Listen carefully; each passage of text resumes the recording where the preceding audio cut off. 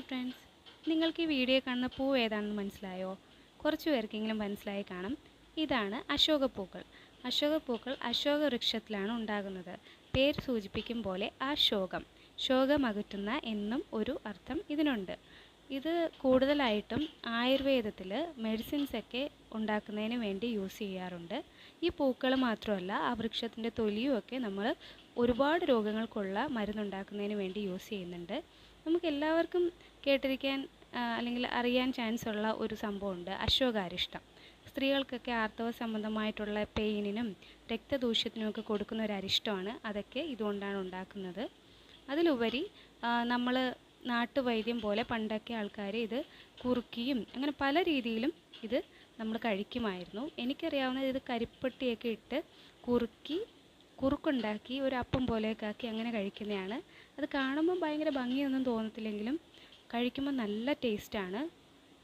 നിങ്ങൾക്കൊക്കെ അങ്ങനെ ഏതെങ്കിലും ഈ പൂക്കൾ കൊണ്ട് മറ്റേതെങ്കിലും ഡിഷസ് ഉണ്ടാക്കാൻ അറിയുമെങ്കിൽ അതിൻ്റെ റെസിപ്പീസൊക്കെ ചെറുതായിട്ടൊക്കെ ഒന്ന് കമൻറ്റ് സെക്ഷനിൽ ബ്രീഫ് ആയിട്ട് ഒന്ന് മെൻഷൻ ചെയ്യണേ. പിന്നെ ഇതെന്തിനൊക്കെയാണെന്ന് വെച്ചാൽ യൂട്രസ് സംബന്ധമായിട്ടുള്ള, സ്ത്രീകളെ സംബന്ധിച്ച് യൂട്രസ് സംബന്ധമായിട്ടുള്ള കാര്യങ്ങൾക്ക് വേണ്ടി യൂസ് ചെയ്യാം.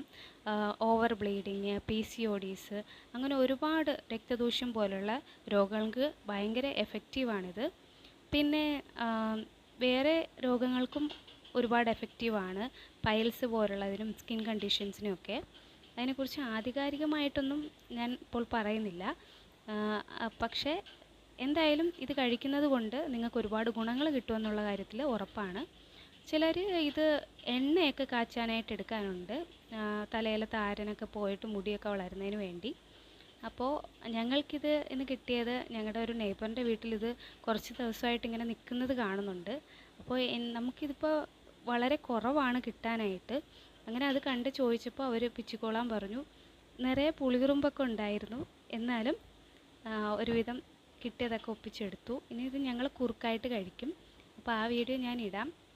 അപ്പോൾ ഈ വീഡിയോ കാണുന്ന എല്ലാവരും എന്തെങ്കിലുമൊക്കെ വെറൈറ്റി റെസിപ്പീസ് ഇത് ഉപയോഗിച്ച് അറിയുമെങ്കിൽ ഒന്ന് പറയണേ.